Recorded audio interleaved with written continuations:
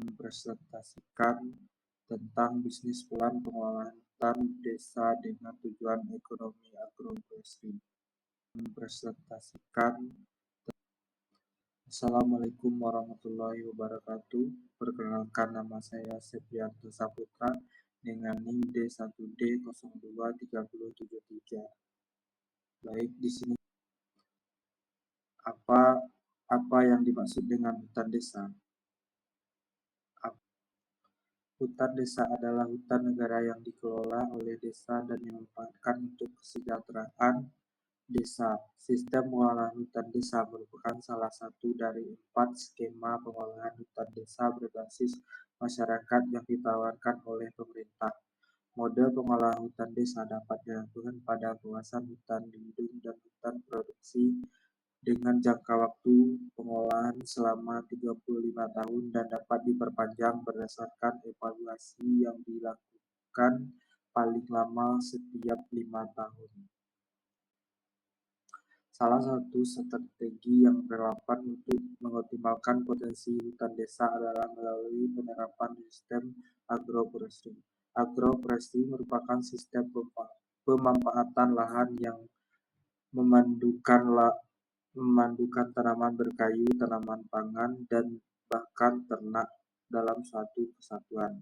Agroforestry memungkinkan penggabungan antara tanaman kehutanan dengan komoditas pertanian yang bernilai ekonomi, sehingga masyarakat dapat memperoleh pendapatan berkelanjutan tanpa merusak fungsi ekologis hutan. Sistem agroforestry ini tidak hanya mendukung perbedaan perekonomian desa, tetapi juga berperan menjaga tutupan lahan, meningkatkan kualitas tanah, serta memperkuat ketahanan pangan masyarakat. Dengan adanya agroforestry, pengolahan hutan desa tidak hanya sekedar menjaga kelestarian tetapi juga memberikan manfaat ekonomi nyata bagi masyarakat. Salah satu manfaat agroforestry: 1. Ekologis, 2. Mitigasi perubahan iklim, 3. Peningkatan ekonomi masyarakat, 4. Meningkatkan kebersamaan antar masyarakat. Tantangan dalam mengelola hutan desa: 1. Tekanan ekonomi, 2. Ketidakmerataan akses terhadap SDH, 3. Peningkatan kapasitas masyarakat. Contoh kasus penerapan sistem agroforestry dalam pengelolaan hutan desa: Hutan Penjalahan Kecamatan Simpang Hilir, Kabupaten Kayong Utara, Provinsi Kalimantan Barat, yang dimana masyarakat memiliki penilaian terhadap penerapan sistem agroforestry kopi sebagai strategi konservasi sekaligus peningkatan ekonomi lokal. Kecamatan Simpang Hilir memiliki kawasan hutan seluas 4.070 hektar terdiri dari hutan lindung 905 hektar dan hutan produksi 35.065 hektar. PPS 2020 Desa Penjalahan dengan 749 kepala keluarga telah lama mengadopsi sistem agroforestry berbasis kopi untuk memenuhi kebutuhan pertanian tanpa merusak fungsi ekologi hutan.